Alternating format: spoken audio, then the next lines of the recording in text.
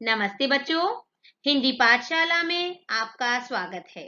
मेरा नाम डॉक्टर संगीता शर्मा है और आज मैं आपकी पाठ्य पुस्तक स्पर्श के पाठ यानी जो कि एक कविता है, एक फूल की चाह यानी जिसका शीर्षक है एक फूल की चाह का भावार्थ समझाऊंगी।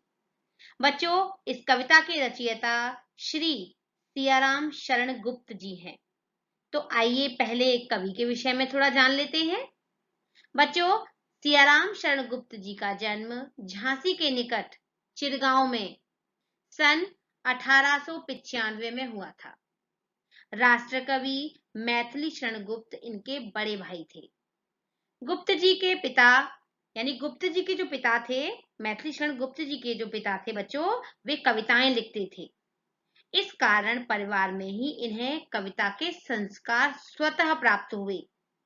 गुप्त जी महात्मा गांधी और विनोबा भावे के विचारों के अनुयायी थे बच्चों। इसका संकेत इनकी रचनाओं में भी मिलता है। गुप्त जी की रचनाओं का प्रमुख गुण है कथात्मकता। इन्होंने सामाजिक कुरीतियां यानी बच्चों बुराइयां पर करारी चोट की है। देश की ज्वलंत घटनाओं और समस्याओं का जीवित चित्र इन्होंने प्रस्तुत किया है बच्चों। इनके काव्य की पृष्ठभूमि अतीत हो या वर्तमान, उनमें आधुनिक मानवता की करुणा, यातना और द्वंद्व समन्वित रूप भी उभरता है बच्चों। अब आइए थोड़ा कविता के विषय में जान लेते हैं। तो बच्चों, सियाराम शरण गुप्त द्वारा रचित यह जो कविता है जिसका शीर्षक है एक फूल की चाह नामक लंबी कविता का एक अंश है, यानी एक छोटा सा पार्ट है ये। इस मार्मिक कविता में कवि ने समाज में फैले छुआछूत की समस्या को गहराई से उभारा है। कवि ने एक मरणासन यानी जो बिल्कुल मरने की अवस्था में है, अछूत बालिका की चाह और उसकी इच्छा पूर्ति में असफल, हताश और निराश पिता के दुख की गहरी व्यंजना की है। बच्चों, यह कविता हमें बताती है कि मानव मात्र को एक समान मानने वाली देवी माता के सवर्ण भक्तों ने उस विवश और लाचार पिता के साथ कैसा व्यवहार किया था।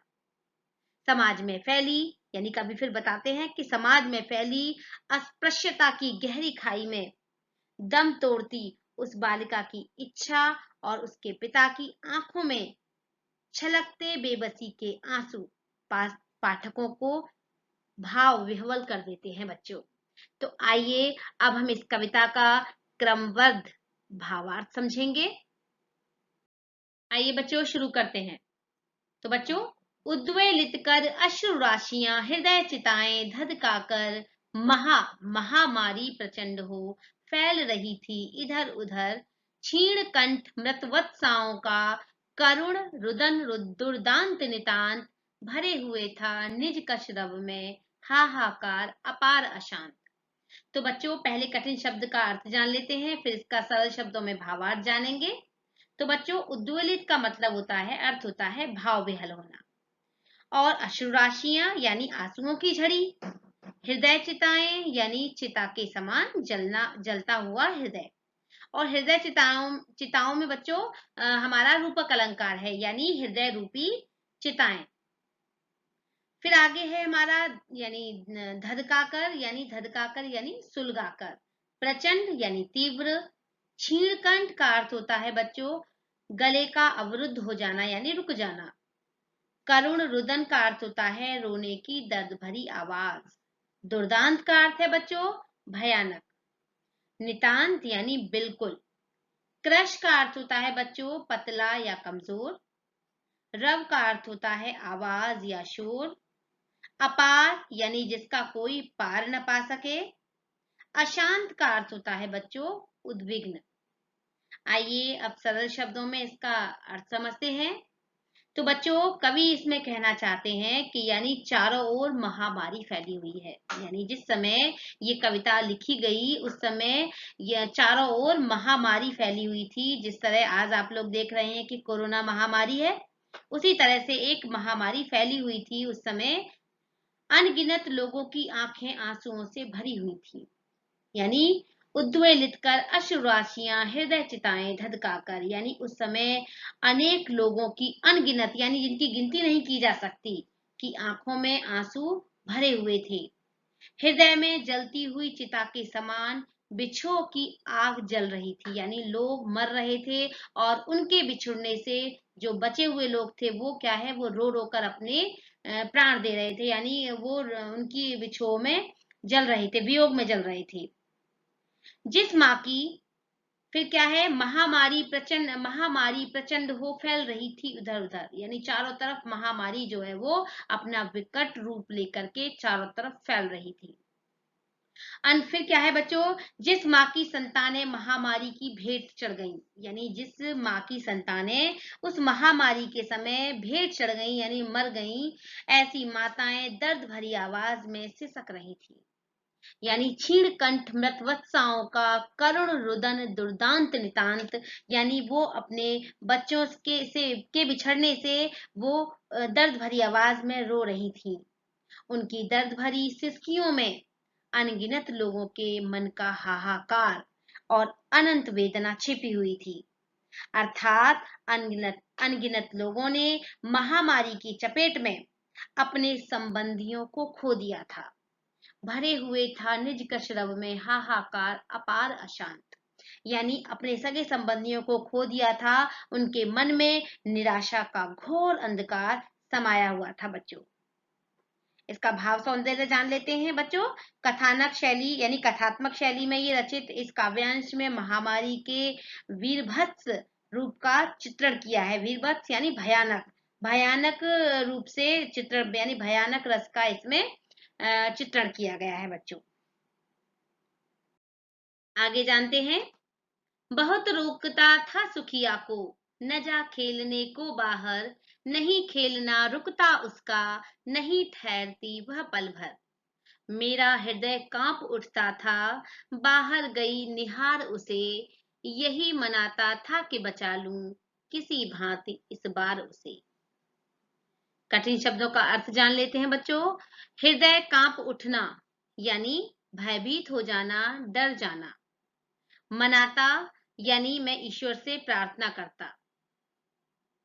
सरल शब्दों में इसका भावार्थ जानते हैं कि बच्चों, महामारी के विषय में जानकर सुखिया का पिता अपनी बेटी को रोकता था कि वो बाहर खेलने के लिए न जाए, लेकिन वह चंचल बालिका एक पल के लिए भी रुकना नहीं चाहती थी, यानी वो रुकने को बिल्कुल भी तैयार नहीं थी घर में। पिता का हृदय बालिका को बाहर खेलते हुए देखकर कांप उठता था। क्यों कांप उठता था? कि कहीं वो महामारी उसे न लग जाए। और फिर यानी फिर कांप उठता था उसका, और वह मन ही मन उसे महामारी की चपेट से बचाने की वो फिर ईश्वर से प्रार्थना करता था कि इसे कुछ न हो। तो इसी तरह से वो मन ही मन ईश्वर से क्या करता था? प्रार्थना करता था। क्यों करता था? कि वो जो महामारी है वो उसकी बेटी को न लगे।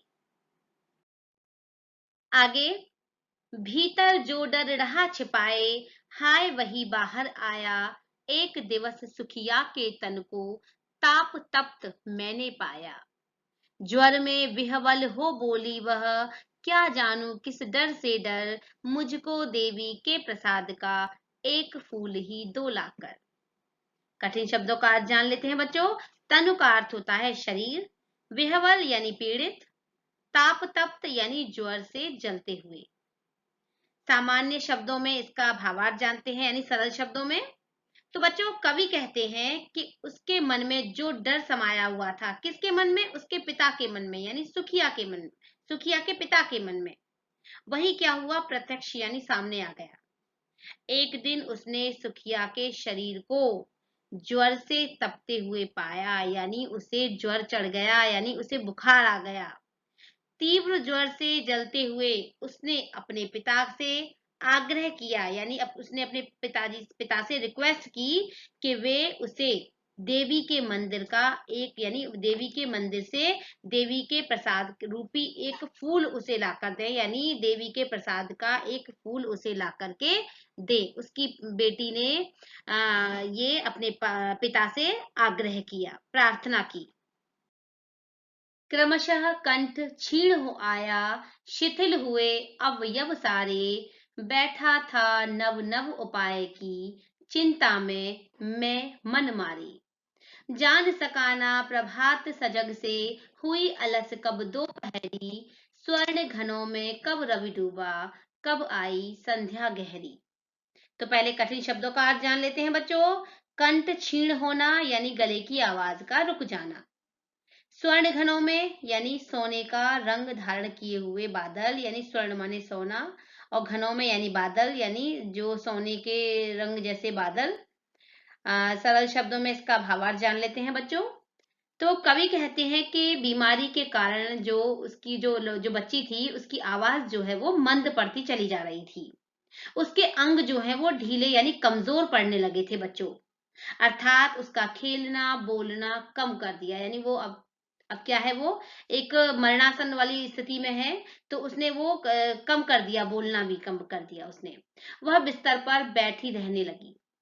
और उधर कवि जो इसी सोच में डूबा हुआ है कि वह अपनी बेटी की इच्छा किस प्रकार पूरा करे, यानी अपनी बेटी की इच्छा को जो उसने जताई कि मुझे एक देवी के प्रसाद रूपी फूल को ला करके दे दो। अब पता नहीं उसने किस डर से ये भाव उसके मन में आया। तो वो अब पिता जो है वो चिंतित है कि वो अपनी बेटी की इच्छा को कैसे पूरा करे। इसी चिंता में वह उदास बैठा था। अब वो उदास क्यों बैठा था? क्योंकि बच्चों छुआछूत जो थी उस समय बहुत ज्यादा थी। वहां पर जो नीची जात के जो लोग होते थे बेटा, वो मंदिरों में सीधे नहीं जा सकते थे। तो उसे यही भय था कि अब मैं क्या करूं, अब मैं वो प्रसाद कैसे लेके आऊं। इसी चिंता से वह उदास बैठा था। और उसे पता ही नहीं चला कि सुबह से कब दोपहर हुई, और दोपहर से कब अंधेरी, यानी दोपहर कब अंधेरी रात में बदल गई। ये इस चिंता के कारण उसे इस बात का, उस समय का पता ही नहीं चला। आगे, सभी ओर दिखलाई दी बस, सभी ओर दिखलाई दी बस, अंधकार की ही छाया, छोटी सी बच्ची को ग्रसने, कितना बड़ा तिमिर आया। ऊपर विस्तृत महाकाश में जलते से अंगारों से, झुलसी सी जाती थी आंखें, जगमग जगते तारों से। कठिन शब्दों का अर्थ जान लेते हैं। तिमिर का अर्थ होता है बच्चों अंधकार, विस्तृत यानी फैले हुए, महाकाश यानी निस्सीम व्योम, यानी महाकाश यानी बहुत विशाल आकाश, झुलसना यानी आग की गर्मी में कुम्हलाना या सूखते जाना। तो बच्चों, सरल शब्दों में इसकी व्याख्या जान लेते हैं। तो बच्चों, कवि का मन जो है वो शोक संतप्त है, यानी कवि का जो मन है वो बहुत शोक से परेशान है, वो बहुत परेशान है इस समय। उसे चारों ओर बस अंधकार ही अंधकार नजर आता है। अर्थात उसे अपनी बेटी की मौत सामने खड़ी नजर आ रही है। यानी उसे जो बीमारी लगी है, जो महामारी फैली हुई है, और जिससे लोग मर रहे हैं, जिससे छोटे बड़े बच्चे सभी ग्रसित हो रहे हैं। और जो ग्रसित हो गया समझ लीजिए वो मर गया। तो अब जब कवि इतना परेशान है कि उसकी बेटी को वो बीमारी लग गई है, तो क्या है, तो उसके सामने ऐसा लग रहा है कि अब मेरी बेटी नहीं बचेगी, और वो मौत सामने उसके खड़ी हुई है। वह सोचता है कि अभी तो उसकी बच्ची जो है वो छोटी सी है। उसने संसार में आकर अभी देखा ही क्या है, और उसे काल का मुंह देखना पड़ रहा है, यानी अब उसे मौत देखनी पड़ रही है। अर्थात मृत्यु उसे छोड़ेगी नहीं, क्योंकि बीमारी ऐसी है, महामारी ऐसी फैली हुई है कि जो उससे ग्रसित हो गया वो बचेगा नहीं। तो अब मौत उसे छोड़ेगी नहीं, यानी वो अब उसका मरना तय है।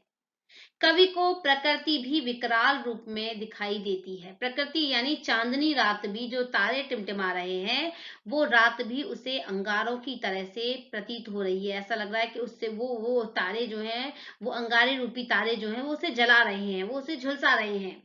उसे आसमान में चमकने वाले तारे इस प्रकार दिखाई देते हैं जैसे उसकी लड़की की आंख, यानी बच्ची की आंखें उन तारों की जलन से क्रमशः झुलसती चली जाएंगी, यानी झुलस जाएंगी बच्चों।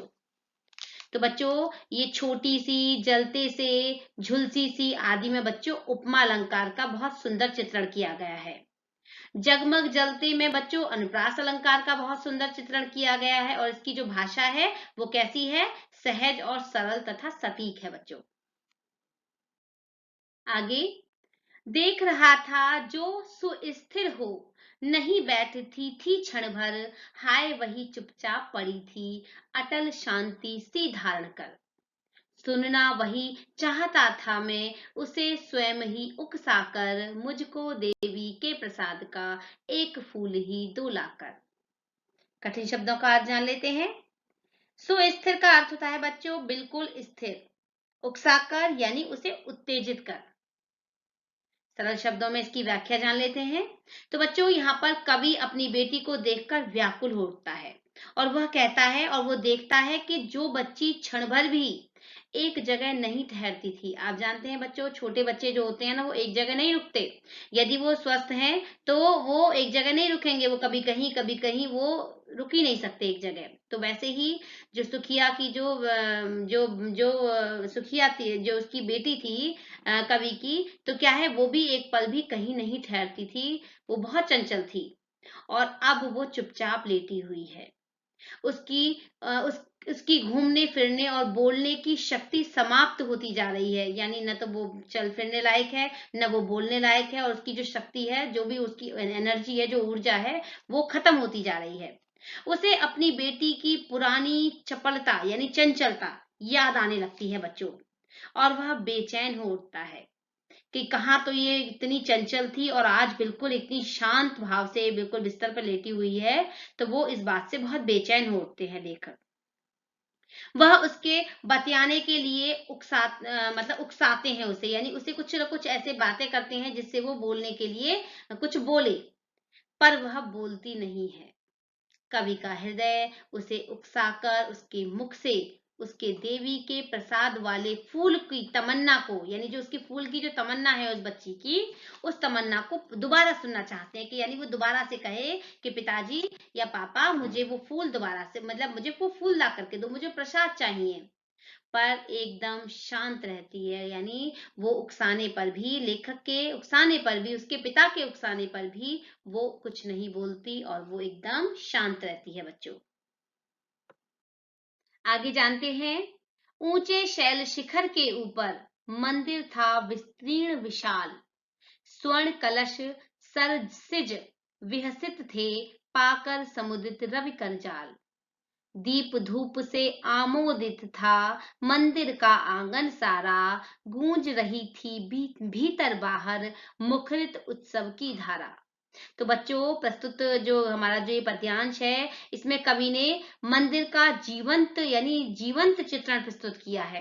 कवि अपनी पुत्री की अंतिम इच्छा को पूरी करने के लिए देवी के प्रसाद को लाना चाहते हैं, यानी लेने के लिए जाता है। मंदिर में चारों तरफ चहल पहल, यानी यहाँ पर मंदिर की सुंदरता का वर्णन किया गया है कि चारों तरफ चहल पहल है तथा वहां ऐसा लग रहा है मानो कोई त्योहार मनाया जा रहा हो। कवि मंदिर का वर्णन करते हुए कहते हैं, यानी पहले कठिन शब्दों का अर्थ जान लेते हैं बच्चों, कि जैसे विस्तीर्ण का अर्थ है बच्चों विस्तार से यानी फैले हुए, रवि कर जाल यानी सूर्य की किरणों का जाल, मुखरित यानी तीव्र स्वर से गाते हुए, यानी तीव्र स्वर से गाते हुए लोग। फिर आगे इसमें क्या है, अब इसकी सरल शब्दों में व्याख्या जान लेते हैं। तो बच्चों, पर्वत के एक ऊंचे शिखर के ऊपर बड़ा सा मंदिर बना हुआ था। ऊंचे शैल शिखर के ऊपर मंदिर था विस्तीर्ण विशाल। तो पर्वत के एक ऊंचे शिखर के ऊपर बड़ा सा मंदिर बना हुआ था। सोने के कलश ऐसे लग रहे थे मानो कमल खिले हुए हों, यानी जो सूरज की जो किरणें हैं वो उस पर ऐसे पड़ रही थी, तो वो एकदम सुनहरे रंग के दिख रहे थे वो कलश, तो ऐसे लग रहे थे मानो कि कमल के फूल खिले हुए हैं। वे सूर्य की धूप से आनंदित हो रहे थे। धूप और दीप से सजा हुआ पूरा मंदिर सुगंधित और आनंदित माहौल से ओतप्रोत था, यानी भरा हुआ था। मंदिर के अंदर और बाहर चारों तरफ देवी के यशोगान से श्रद्धालु मंदिर के वातावरण को किसी उत्सव को मनाने जैसे यानी मनाए जैसा बना, यानी उत्सव जैसे कोई त्योहार मनाने जैसा बनाए हुए थे। यानी ऐसा लग रहा था जैसे वहां पर कोई त्योहार मनाया जा रहा है। ऐसे भजन श्रद्धालु जो है वो उसकी महिमा का यशोगान कर रहे थे, जयकारे लग रहे थे। इस प्रकार मंदिर का रूप बहुत ही रमणीय यानी बहुत ही मन को आनंदित करने वाला लग रहा था। तो कवि ने इसमें बच्चों, इस पद्यांश में कवि ने क्या करा है कि जो मंदिर का जीवन चित्रण प्रस्तुत किया है। और बच्चों इसमें अनुप्रास अलंकार तथा रूपक अलंकार दोनों का प्रयोग बहुत सुंदर किया गया है इसमें। आगे जानते हैं। भक्त वृंद मृदु मधुर कंठ से गाते थे सब भक्ति मृदुमय, पतित तारिणी पाप हारिणी माता तेरी जय जय जय। पतित तारिणी तेरी जय जय मेरे मुख से भी निकला, बिना बड़े ही मैं आगे जाने किस बल से ढिकला। कठिन शब्दों का अर्थ जान लेते हैं पहले बच्चों। सभक्ति यानी भक्ति सहित। पतित तारिणी का अर्थ होता है तुच्छ एवं नीच कार्यरत प्राणियों का उद्धार करने वाली। ढिकला यानी ढकेल कर, धक्का देकर। अब इसकी सरल शब्दों में व्याख्या जान लेते हैं। तो बच्चों, कवि मंदिर का मनोहारी रूप देखकर कुछ प्रसन्नता का भाव अनुभव करता है, यानी प्रसन्नता का अनुभव करता है। कौन? कवि। वहां पर श्रद्धालुगण मधुर सुरीले और आनंदित करने वाले स्वर में माता की स्तुति कर रहे थे, यानी माता की आरतियां चल रही थी, माता के भजन चल रहे थे कि हे जगमाता आप। और उसका अर्थ यानी जो जो उन लाइनों का अर्थ था, उनका अर्थ था बच्चों कि आप पापियों को पाप यानी आप पापियों के पाप को दूर कर उन्हें पवित्र बनाने वाली हो। हे माता आपकी जय जय हो, आपकी जय हो, आपकी जय हो। कभी भी अनायास, कभी कभी भी अनायास यानी अचानक से ही उनके स्वर से भी यह स्वर यानी मिलाने लगा। यानी जो लोग अपनी आवाज में जो गा रहे थे, माँ का जो गुणगान कर रहे थे, कभी भी उस आराधना में अपनी आराधना यानी अपने स्वर को मिलाने लगा और उनकी स्तुति करने लगा। उसे पता ही नहीं चला कि कब वह उन लोगों के साथ मंदिर के अंदर प्रवेश कर गया। और यानी कवि को पता ही नहीं चला वो किस भक्ति में एकदम लीन होकर के वो लोगों के साथ वो उस मंदिर में चला गया। अब क्योंकि वो चला गया, अब इसमें आगे जानेंगे। तो बच्चों, अनुप्रास अलंकार और रूपक अलंकार का इसमें भी बहुत सुंदर प्रयोग किया गया है बच्चों। आगे जानते हैं। मेरे दीप फूल लेकर वे अम्बा को अर्पित करके, दिया पुजारी ने प्रसाद जब आगे को अंजलि भर के।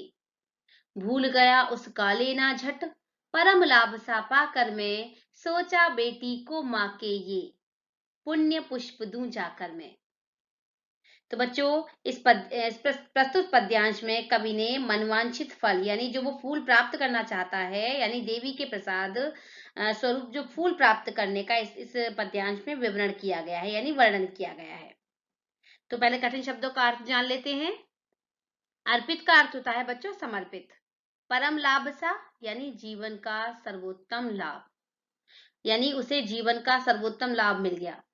क्योंकि वहां पर मंदिर में जाने की बिल्कुल मनाही थी, लेकिन वो मंदिर में चला गया और उसने प्रसाद भी वहां से प्राप्त कर लिया। लेकिन वो खुशी खुशी में उसने क्या किया जानते हैं कि मंदिर में प्रवेश करने के बाद, यानी मेरे दीप फूल लेकर वे अम्बा को अर्पित करके, यानी मंदिर में प्रवेश करने के बाद कवि ने पूजा के लिए लाए हुए दीपक और फल फूल पुजारी को दिए। पुजारी जी ने भी पूजन सामग्री देवी को अर्पित कर दी और उसे दोनों हाथों से अंजलि में एक फूल प्रसाद के रूप में प्रदान किया। यानी जब हम मंदिर जाते हैं तो प्रसाद चढ़ाते हैं, तो उसमें से पुजारी कुछ प्रसाद देवी माँ के चरणों में रख देते हैं और कुछ हमें देवी माँ के जो चरणों में रखा हुआ वो है जो भी प्रसाद है वो हमें अर्पित करते हैं। तो वैसे ही वहां पुजारी ने किया और फिर क्या है कि देवी को अर्पित की, फिर उसे दोनों हाथों से यानी अंजलि, अंजलि यानी जो दोनों हमारी हथेलियों के जो बीच का पार्ट है बच्चों, उसे अंजलि कहते हैं। अंजलि में एक फूल प्रसाद के रूप में प्रदान किया। प्रसाद पाकर कवि एक क्षण के लिए, है ना, वह प्रसाद पाने की संपूर्ण प्रक्रिया को भूल गए। यानी भूलकर बस वो क्या सोचने लगे, वो सोचकर प्रसन्न हो उठा कि वह अब अपनी बेटी को, जो उसकी बेटी ने मांग की है एक फूल की, अब वो उसमें सफल हो जाएगा, यानी सफल हो गया। और उसके मन में देवी के प्रसाद स्वरूप मिले फूल को वह तुरंत अपनी बेटी के लिए देने के लिए उसके अंदर बेचैनी छा जाती है। यानी जैसे ही वो फूल, जो प्रसाद जो है वो उसके हाथ में आया, तो बस वो यही सोचने लगता है कि मेरी जो बेटी ने मुझसे जो प्रार्थना की थी, मुझसे जो एक आग्रह किया था उसने, वो अब मैंने प्राप्त कर लिया है, और अब मैं झट से जाकर के अपनी बेटी को ये फूल रूपी प्रसाद जो है वो ला जाकर के मैं उसे दे दूंगा।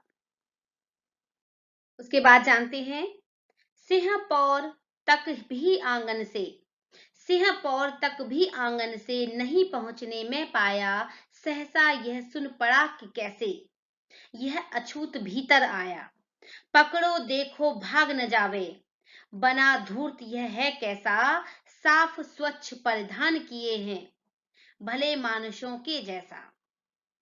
तो बच्चों पहले कठिन शब्दों का अर्थ जान लेते हैं। सिंहपौर का अर्थ होता है बच्चों मंदिर का मुख्य द्वार, और अर्पित यानी समर्पित करना, परम लाभ, परम लाभसा यानी जीवन का सर्वोत्तम लाभ। तो बच्चों पहले इसकी इसके एक पद्यांश के बारे में थोड़ा सा जान लेते हैं। तो बच्चों, प्रस्तुत पंक्तियों में देवी के प्रसाद स्वरूप कवि जब फूल प्राप्त कर लेता है, तो उस समय का यह चित्रण किया गया, यानी उस समय का यह चित्रण है। कभी फूल पाकर बहुत अधिक प्रसन्नता का अनुभव करने लगता है, पर उसे क्या पता कि उसकी यह खुशी मात्र एक पल के लिए ही है, और उसकी जिंदगी में, यानी एक ये जो खुशी जो आई है वो उसकी जिंदगी में केवल क्षणिक है, यानी थोड़ी सी देर के लिए ही आई है। अब इसका सरल शब्दों में व्याख्या जान लेते हैं इसकी। तो कवि यहाँ ये कहना चाहते हैं बच्चों कि फूल लेकर वो मंदिर के प्रमुख द्वार तक ही पहुंचा था, यानी उसने प्रसाद ले लिया और वो उस प्रसाद को लेकर मंदिर के मुख्य द्वार तक ही आया था कि अचानक उसे आवाज सुनाई दी। और कैसी आवाज? यह अछूत व्यक्ति अंदर कैसे प्रवेश कर गया, यानी जो वहां पर जो लोग थे, क्योंकि बेटा वहां उस समय क्या था, जिस समय ये कविता रची गई है, लिखी गई है, उस समय मंदिर में अछूतों का जाना, यानी नीची जात का जाना मना था, जैसा कि मैं पहले भी बता चुकी हूँ। तो जो उच्च कुल के थे, जो ऊंची जाति के थे, तो वो बिल्कुल भी पसंद नहीं करते थे कि कोई भी व्यक्ति वहां पर नीच कुल का आए। अब जब उन्होंने उसे पहचान लिया तो वहां शोर हो गया कि यानी इस आदमी ने यहाँ पर कैसे प्रवेश कर दिया, इसे पकड़ लो, देखो कहीं यह भाग न जाए। देखो तो इसने पंडितों जैसे, यानी इसने क्या करा है कि इसने पंडितों जैसे धुले हुए वस्त्र पहने हुए हैं, यानी साफ सुथरे पंडितों की तरह से ये वस्त्र पहन कर आया है। इस दुष्ट व्यक्ति को कोई नहीं पहचान सकता, यानी इसने अपना जो बनावा है, वो जो जो अपना जो अपने कपड़े जो पहने हुए हैं बड़े साफ सुथरे, और कैसे पहने हुए हैं, पंडितों जैसे पहने हुए हैं, बड़े लोगों जैसे पहने हुए हैं। इस दुष्ट व्यक्ति को कोई पहचान नहीं सकता, यानी कोई पहचान ही नहीं पाएगा। यह शक्ल से बड़ा बहुत भला मनुष्य लग रहा है। इस प्रकार सभी लोग उसे ताने मारते हुए पकड़ लेते हैं, और यानी वो इसी तरह से उसे ताने मारते हुए कि यानी कितना साफ सुथरे कपड़े पहन के आया है, और इसे पकड़ो मारो कूटो इसे। तो इस तरह की जो चीख पुकार है वहां भीड़ में शुरू हो जाती है। आगे है, पापी ने मंदिर में घुसकर किया अनर्थ बड़ा भारी, कलुषित कर दी है मंदिर की चिरकालिक शुचिता सारी। ए क्या मेरा कलुष बड़ा है, ए क्या मेरा कलुष बड़ा है, देवी की गरिमा से भी, किसी बात में हूं मैं आगे, किसी बात में हूं मैं आगे, माता की महिमा के भी। तो पहले कठिन शब्दों का अर्थ जान लेते हैं।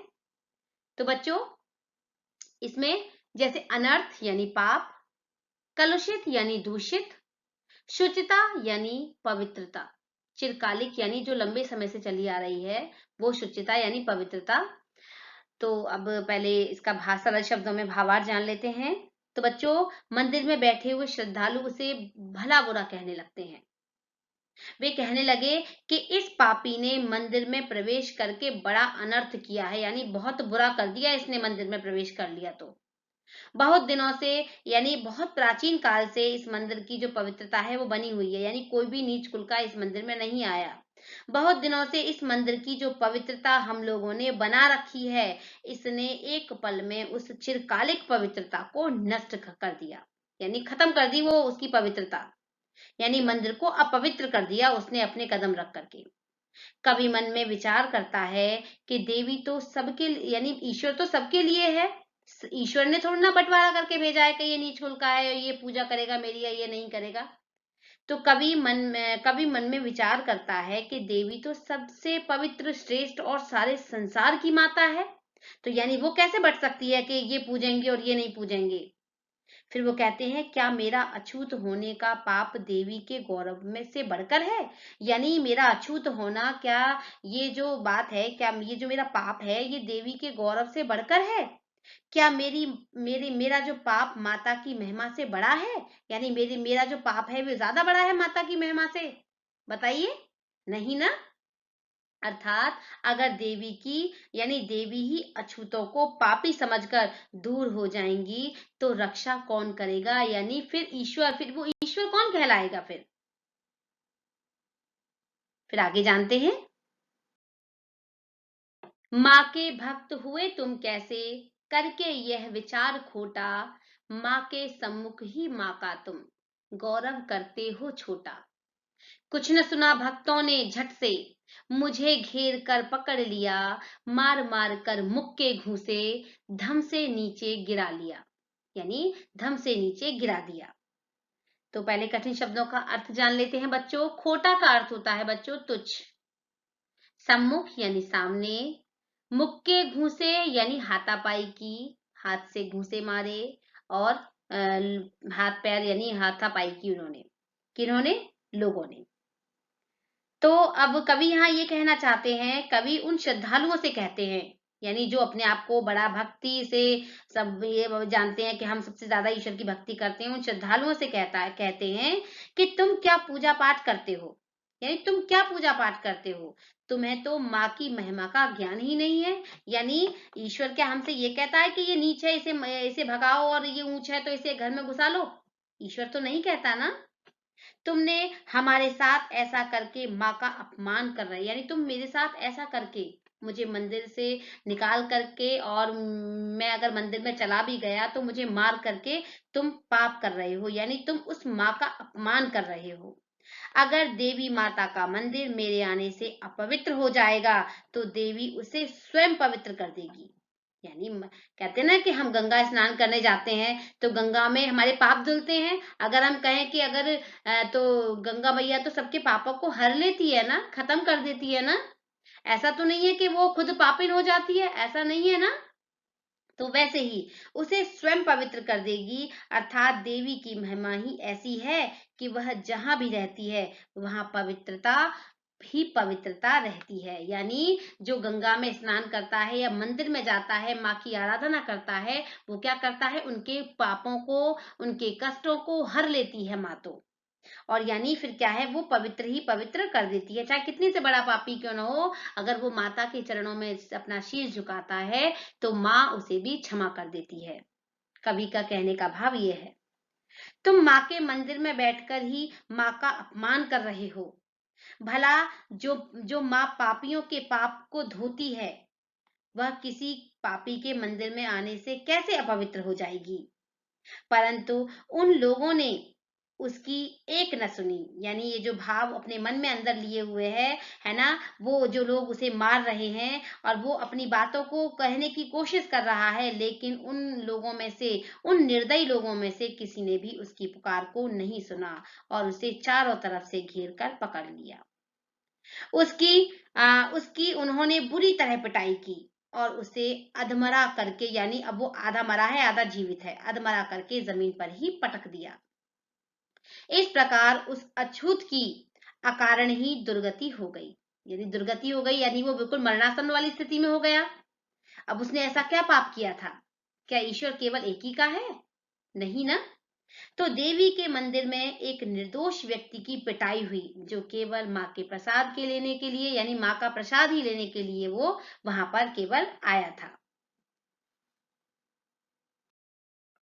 मेरे हाथों से प्रसाद भी बिखर गया, हाँ सबका सब। हाय अभागी बेटी, तुझ तक कैसे पहुंच सके यह अब। न्यायालय ले गए मुझे भी, 7 दिवस का दंड विधान मुझको हुआ, हुआ था मुझको देवी का महान, यानी मुझसे देवी का महान अपमान। यानी देवी के महान अपमान के कारण लोगों ने मुझे पुलिस में, यानी मुझे न्यायालय भेज दिया। मुझे कठिन शब्दों का पहले अर्थ जानेंगे, तब इसका भावार्थ समझेंगे बच्चों। तो बच्चों, दंड का अर्थ होता है बच्चों सजा, विधान यानी नियम। तो यहाँ पर कवि कहना चाह रहे हैं, कवि कहते हैं कि उसके साथ बहुत बुरा हुआ। वह करुण विलाप करता हुआ कहने लगा, मैं अपनी अभागी बेटी का यानी अभागी बेटी को प्रसाद भी नहीं दे पाया। मेरा सारा प्रसाद यही बिखर गया। और यानी जो हाथ में उसके, जो देवी के जो प्रसाद लगा हुआ था, जो उसे मंदिर से पुजारी से जो प्राप्त हुआ था, जब लोगों ने उस पर हमला किया, उसको मारा पीटा, तो बच्चों वो प्रसाद जो है वो बिखर गया और वो अपने अंदर ही अंदर दुखी होने लगा कि मैं उसको प्रसाद भी न दे सका। अब यह तुम तक मैं कैसे पहुंचाऊंगा, यानी अब मेरा ऐसा कौन सा हितैषी है जो मैं अगर इस प्रसाद को उठा भी लूं तो कौन देकर आएगा, अर्थात कोई नहीं। मैं कैसे पहुंचाऊंगा, अर्थात वह देवी का प्रसाद अपनी बेटी तक नहीं पहुंचा पाएगा। वे निर्दयी उसे पकड़कर न्यायालय ले गए। वहां देवी का अपमान करके, यानी वहां देवी का अपमान करके वे आरोप में उसे 7 दिन का कारावास सुनाया गया। यानी उसने मंदिर में प्रवेश कर लिया, यही उसका दोष था और इसी दोष के कारण उसे 7 दिन का कारावास हुआ, यानी 7 दिन तक उसे जेल में रखा गया। मैंने स्वीकृत किया दंड, वह शीश झुकाकर चुप ही रह। उस असीम अभियोग दोष का क्या उत्तर देता, क्या कह। 7 रोज ही रहा जेल में, या कि वहां सदियां बीती। अविश्रांत अविश्रांत वर्षा करके भी आंखें तनिक नहीं रहती। कठिन शब्दों का अर्थ जान लेते हैं पहले। तो यानी इसका अर्थ है बच्चों, स्वीकृत यानी स्वीकार किया, अभियोग यानी आरोप, अविश्रांत मतलब लगातार बिना रुके। क्या बिना रुके, आंसू। यानी फिर बच्चों इसमें कवि कहना चाहते हैं, कवि कहता है कि मेरा जो मन है, मेरी मेरी किसी ने नहीं सुनी, यानी मेरे मन की किसी ने नहीं सुनी। और फिर क्या हुआ कि मैंने चुपचाप अपना जो दंड है वो स्वीकार कर लिया, और करना पड़ा, मजबूरी उसकी, क्योंकि उसके पास उस पर लगाए गए आरोप का कोई उत्तर नहीं था। वह निर्दोष बेवजह दोषी बना दिया गया। यानी केवल उसका दोष क्या था कि उसने मंदिर में प्रवेश कर लिया था और वो एक प्रसाद यानी एक फूल चाहता था, प्रसाद रूपी फूल को पाना चाहता था। उसे 7 दिन कारावास में गुजारने पड़े। और वो कारावास में जो उसे 7 दिन यानी जो गुजारे उसने, वो 7 सदियों के बराबर लग रहे थे। क्यों लग रहे थे, क्योंकि वो एक तो दुखी था, उसकी बेटी घर में किस अवस्था में थी और वो उसकी चिंता में, उसकी पीड़ा में वो परेशान था। तो वो जो 7 दिन थे ना, वो 7 सदियों के बराबर उसे लग रहे थे। परंतु उसने कारावास में अपने 7 दिन की सजा लगातार रोते हुए गुजारी। यानी वो एक पल के लिए भी उसकी आंखें आंसुओं से रीती नहीं थी, खाली नहीं थी। इतना रोने पर भी उसके आंसू खत्म नहीं हुए थे। यानी 7 दिन तक लगातार रोने के बावजूद भी उसकी आंखों से आंसू जो है वो खत्म नहीं हुए थे। उसे अपनी बेटी की चिंता सता रही थी। साथ ही यह दुख भी खाए जा रहा था कि वह अपनी बच्ची की अंतिम इच्छा को पूरी न कर सका। यानी उस बच्ची की अंतिम इच्छा क्या थी, कि वो देवी के प्रसाद को पाए, प्राप्त करे। और वो इसी बात से कुढ़ा जा रहा था उसका पिता कि वो अपनी बेटी की अंतिम इच्छा को भी पूरा न कर सका बच्चों। इसमें करुण रस का प्रयोग बहुत ही सुंदर तरीके से किया गया है बच्चों। और इसमें बच्चों समाज में फैली छुआछात की भावना पर उचित ढंग से व्यंग किया गया है कि यानी हमारे समाज में जो छुआछूत की जो ये धारणा बनी हुई है, ये कितनी गलत है। आगे जानते हैं। दंड भोग कर जब मैं छूटा, पैर न उठते थे घर को, पीछे ठेल रहा था कोई, भय जर्जर तनु पंजर को। पहले की सी लेने मुझको नहीं दौड़ कर आई वह, उलझी हुई खेल में ही हाँ, अब की ही न दिखाई वो। यानी अब की ही न दिखाई वह, यानी अब की बार वो दिखाई न दी। पहले कठिन शब्दों का अर्थ जान लेते हैं। भय जर्जर का अर्थ होता है बच्चों, यानी भय से कांपते हुए। तनु माने शरीर, पंजर का अर्थ होता है बच्चों हड्डियों का ढांचा। तो इसमें कवि का कहने का भाव है कि जब कवि सजा भुगत कर, यानी सजा को भोग करके घर लौट रहा था, भुगत करके लौट रहा था, तो उसके पैर जो है वो घर की तरफ जाने की हिम्मत नहीं हो पा रही थी उसकी। अब क्यों नहीं हो पा रही थी और उसके मन में क्यों नहीं हो पा रही थी बच्चों? क्योंकि उसके मन में भय था, एक डर था। उसके जर्जर शरीर को उसके मन में, यानी जो मन में जो चल रहा द्वंद सच्चाई, यानी जो उसके मन में जो चल रही थी जो द्वंद जो चल रहा था कि कहीं ऐसा ना हो बच्ची अभी तक है या नहीं है ना, क्योंकि उस महामारी में तो मृत्यु निश्चित है और वो बच्ची अभी, और वो मुझे भागती हुई लेने नहीं आई। तो उसके जर्जर शरीर को उसके मन में चल रहा द्वंद, यानी शरीर केवल क्या था, ढांचा था हड्डियों का केवल वो। तो जो उसके मन में चल रहा द्वंद, जो लड़ाई चल रही थी कि है नहीं है, सच्चाई से परे हटाना चाह रहा था। यानी वो बार बार इस बात को सोच रहा था कि मेरी बेटी आएगी अंदर से और दौड़ती हुई आएगी और मुझे लेने के लिए आएगी, जैसे वो हर बार आती थी। घर के बाहर पहुंचने पर उसे चिंता और भी घेर लेती है। यानी वो घर के पास भी पहुंच गया, घर पर भी पहुंच गया, घर के बाहर पहुंच गया, और उसे और वो उस समय चिंता और घेर लेती है कि यानी अभी तक वो निकल करके बाहर नहीं आई, कि उसकी बेटी उसे लेने क्यों नहीं आई। उसके मन में बहुत चिंता है इस बात से कि क्या हुआ। उसे वह बच्चों में खेलती भी नहीं दिखाई दी, और वो उन सब बच्चों में, जो बच्चे खेल रहे थे, उन बच्चों में भी वो खेलती हुई दिखाई नहीं दी। उसके मन में अज्ञात भय व्याप्त हो गया, और उसमें अज्ञात यानी वो नहीं जानता कि कौन सा डर जो है वो उसके मन में वो जो है व्याप्त हो गया, और वो डरने लगा। आगे जानते हैं। उसे देखने मरघट को ही गया दौड़ता हुआ वहां, मेरे परिचित बंधु प्रथम ही फूंक चुके थे उसे जहां। बुझी पड़ी थी चिता वहां पर, छाती धधक उठी मेरी, हाय फूल सी कोमल बच्ची, हुई राख की थी ढेरी। तो बच्चों पहले कठिन शब्दों का अर्थ जान लेते हैं कि इसमें जो है मरघट, यानी मरघट का अर्थ होता है बच्चों शमशान, फूकना यानी जला देना। शमशान वो स्थान होता है बच्चों जहां पर मुर्दों को, यानी मरे हुए इंसानों को जलाया जाता है। इसका भावार्थ समझ लेते हैं। जब कभी घर पहुंचता है, यानी कब कभी जो है वो अपनी जेल से छूट करके अपनी सजा को काट करके जब वो घर पहुंचता है, तो उसे पता चलता है कि उसकी बेटी मर चुकी है, यानी वो अब इस दुनिया में नहीं रही। यह सुनकर वह बुरी तरह से रोने लगता है, परंतु किसी तरह मन पर काबू करके वह अपनी बेटी के अंतिम दर्शन करने के लिए मरघट की ओर दौड़ पड़ता है कि वो अब वो इस दुनिया में नहीं है, लेकिन जाते जाते मैं उसके अंतिम दर्शन तो कर लूं। इस भाव से वो दौड़ लगाता है मरघट की ओर। परंतु भाग्य की विडंबना देखिए बच्चों, कि पहुंचने से पहले ही उसके परिचित, यानी जो उसके जान पहचान के जो लोग थे, भाई बंधुओं ने उसका अंतिम संस्कार कर दिया था। यानी उसे अंतिम दर्शन भी नहीं मिले। यहाँ यहाँ तक कि उसकी चिता भी बुझ चुकी थी, यानी काफी समय हो गया था उसके अंतिम संस्कार किए हुए। यह देखकर वह फफक फफक कर रोने लगा। वह रोता हुआ बोला कि मेरी बेटी, यानी मेरी फूल जैसी बच्ची की मृत्यु हो गई, और मैं उसका अंतिम संस्कार भी अपने हाथों से नहीं कर सका। यानी वो अपने आप को दोष देने लगे कि मैं अपनी बच्ची के अपने अपने हाथों से अपनी बेटी का अंतिम संस्कार भी न कर सका। आइए बच्चों अब इसका अंतिम पद समझते हैं। तो बच्चों, अंतिम बार गोद में बेटी, तुझको ले न सका मैं हाँ, एक फूल माँ का प्रसाद भी तुझको दे न सका मैं हाँ।